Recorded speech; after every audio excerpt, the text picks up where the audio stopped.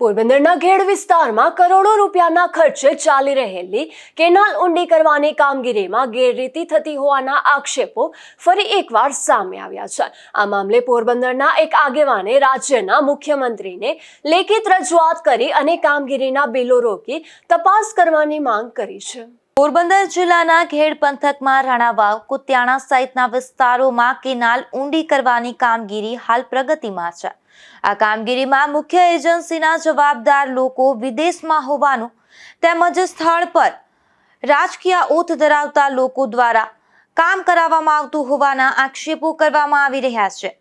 આગેવાને મુખ્યમંત્રીને પાઠવેલી રજૂઆતમાં જણાવ્યું છે કે કરોડો રૂપિયાના ખર્ચે આ કામગીરીમાં નિયમોનું પાલન થતું નથી અને મોટા પાયે ગેરરીતિ થઈ રહી છે। તેથી સમગ્ર કામગીરી નિષ્પક્ષ તપાસ કરાવી તપાસ પૂર્ણ ન થાય ત્યાં સુધી સંબંધિત બિલોની ચૂકવણી અટકાવવામાં આવે તેવી માંગ કરવામાં આવી છે। આમ તો ઘેડ વિસ્તારમાં છેલ્લા 2 વર્ષથી આ કેનાલો ઊંડી પોડી અને જંગલ કટિંગના કામો ચાલે છે। એમાં આ વર્ષે હમણાં જ હું ઘેડ વિસ્તારના રાણાવાવ, કુતિયાણામાં જ્યારે રસ્તા ઉપર નીકળ્યો ત્યારે મેં કેનાલોના કામો જોયા। કારણ કે જે અમારે 3 કામો એવા છે કે જેને 25 કે 30 કરોડને ખર્ચેથી કામ કરે, નીચરી ઇન્ફ્રાસ્ટ્રક્ચર, એના તો માલિક અમેરિકામાં રહે, એ રહેતો જ નથી।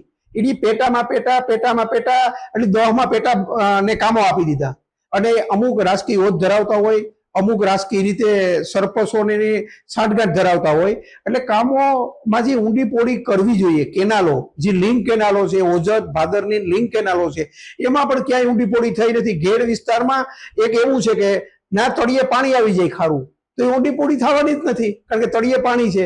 છતાં પણ આ લોકો સારંકુશ વિભાગ એના ખોટા માપો લેવાના છે અને કરોડો રૂપિયાના એડજસ્ટમેન્ટ થવાનું છે આ કેનાલોમાં કોન્ટ્રાક્ટરોને।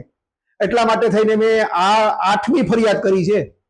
ગુજરાત સરકારના મુખ્યમંત્રીને 8મી વાર કીધું છે કે આના તમે બિલ રોકાવો અને જે નીતિ કન્સ્ટ્રક્શન છે એની તો કામ જ નથી કર્યું ચાલુ, એને તો ટાઈમ લિમિટ પણ પૂરી થઈ ગઈ, છતાં કરોડો રૂપિયાના કામો નથી કરતા।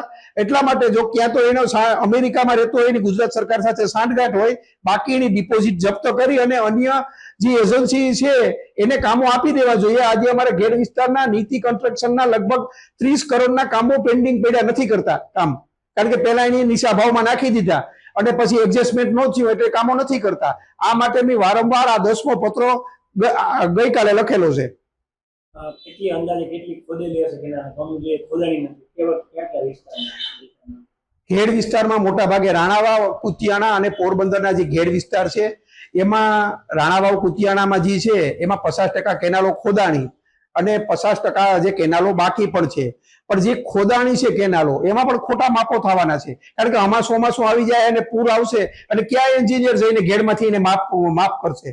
એટલે માફ કરવા માટે થઈને મેં સારંકુશ વિભાગ સિવાય એક તટસ્થ એજન્સીને તપાસ આપે કે ભાઈ આની એટલી જ ખોદી ને એટલું જ માપ છે, તો અડધા ભાગના પણ નહીં થાય। અત્યારે તો 200 કરોડના કામો કરવાના સરકાર દાવા કરે કે ઘેડ વિસ્તારમાં અમે 200 કરોડની કેનાલો સાફ સફાઈ અને ઊંડી પોડી કરી, એ દાવાઓ એટલે તો જ ખોટા પડશે, બાકી ખોટા બિલો જવાના છે। અને ઘેડ વિસ્તારમાં હમણાં પૂર આવશે એટલે આની આ કેનાલો પાણીથી પાછી બુરાઈ જવાની છે, માટી કાંઠા ઉપર જ નાખેલી છે।